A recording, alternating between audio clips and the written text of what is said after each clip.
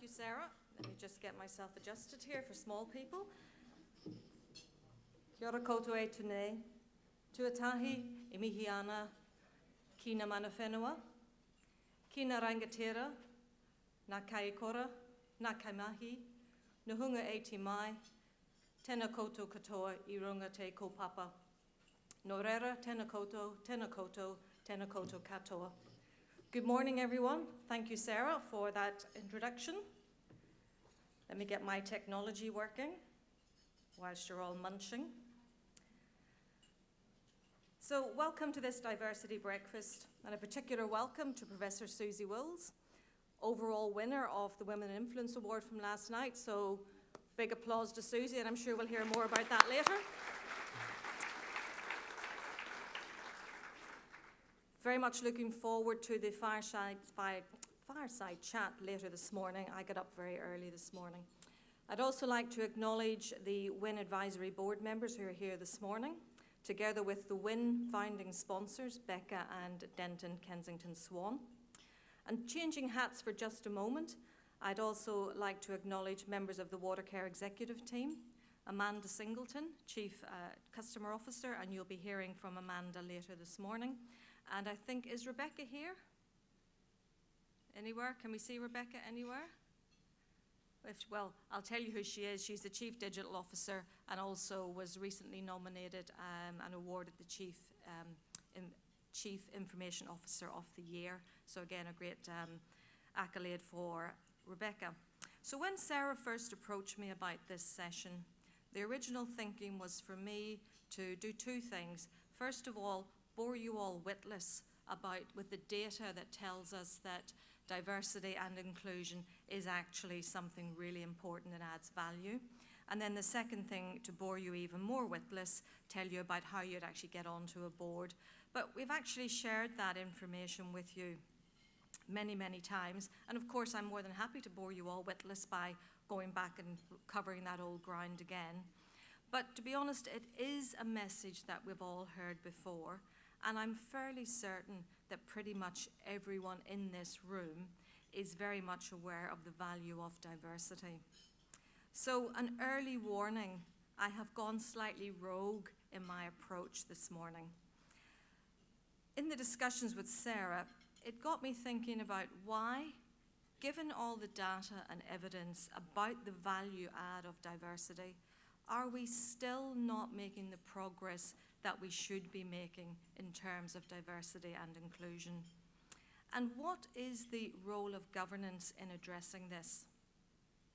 Most organizations, and I guess most organizations in this room, have a diversity and inclusion policy, which generally states that the company recognizes and promotes the value of diversity and inclusion.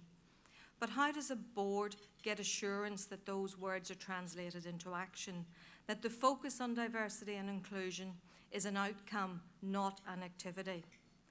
If I look at the reports that I receive on diversity and inclusion, which I'm sure are no different to those received by others, those reports are normally very numeric. They might cover off gender split, age, ethnicity, and will have a target number around improving the current position, which, to be fair, is a big improvement on what would have been provided 10 years ago to boards. But what does a board do with that information? Is it noted? Should the board delve into that data and challenge the current performance? Does the board really get under the hood of the numbers and understand what they're really telling us? And how does management respond to the questions around performance in the area of diversity and inclusion? Look, to be honest, I've lost track of the number of times the response from management has been, well, we're going to do further work on this, or we've engaged a consultant to review this data further.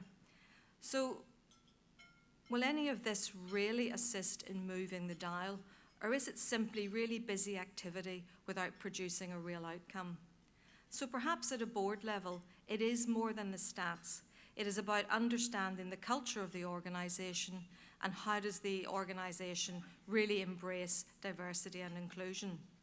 A couple of months ago, I attended the naming ceremony for the training tunnel boring machine, which is part of the Central Interceptor project.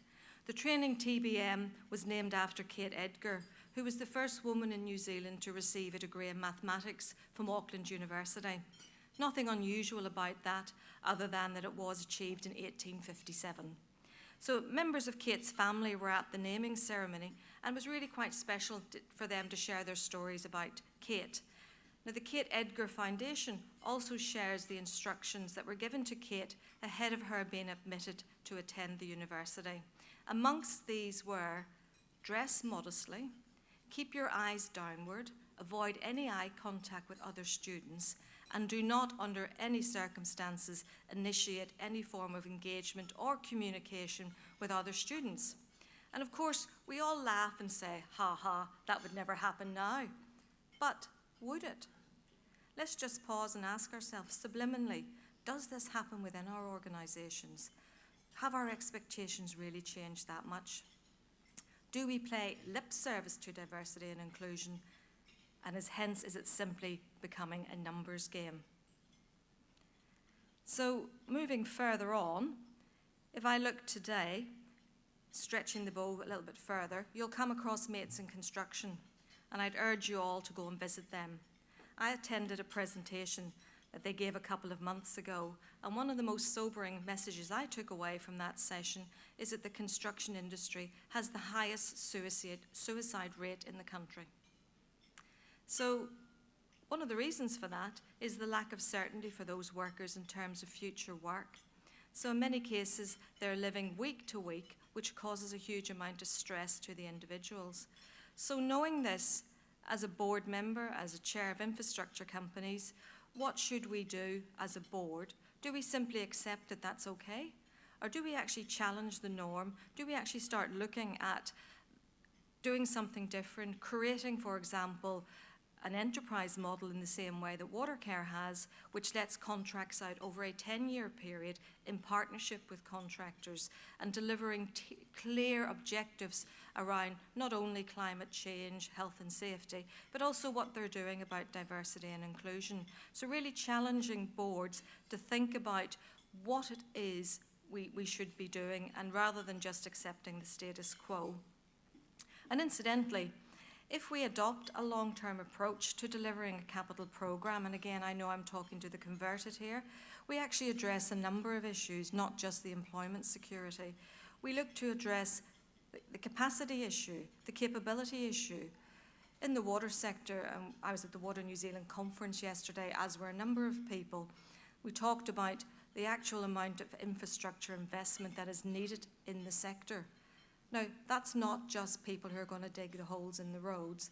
That's the project managers, that's the engineers, and dare I say it, even lawyers and accountants. So there's a huge capability gap that's coming our way. So that long-term planning should help us actually address that. It'll address the efficient delivery of the programmes, and it'll actually encourage the sustainable solutions. I'm conscious I've gone over my time, but I'm going to finish on a quote. And for those of you who know me, you know that I love a good quote. And this quote is from John Hume, which is a name you probably are not familiar with. So some context, and I know it's early in the morning, but you may have noticed that I wasn't born in New Zealand. I grew up in Northern Ireland during a period of time which was referred to as the Troubles. The rest of the world acknowledged this as civil war, where religious difference was a justification for murdering and maiming people. So a fairly extreme response to lack of diversity. John Hume was a local politician who was one of the architects of the Northern Ireland peace process, and he was awarded the Nobel Peace Prize for his work on the peace process. And this is an excerpt from his acceptance speech. Difference is the essence of humanity. Difference is an accident of birth, and it should never be a source of hatred or conflict. The answer to difference is to respect it. There within lies the most fundamental principle of peace, respect for diversity. So perhaps a bit esoteric, but maybe it's our call to action and the need to recalibrate our relationship with diversity, to recognise the value of diversity and inclusion. And in doing this, I'm confident that we will move diversity back to its rightful place of being an outcome rather than simply an activity. Kia ora and thank you.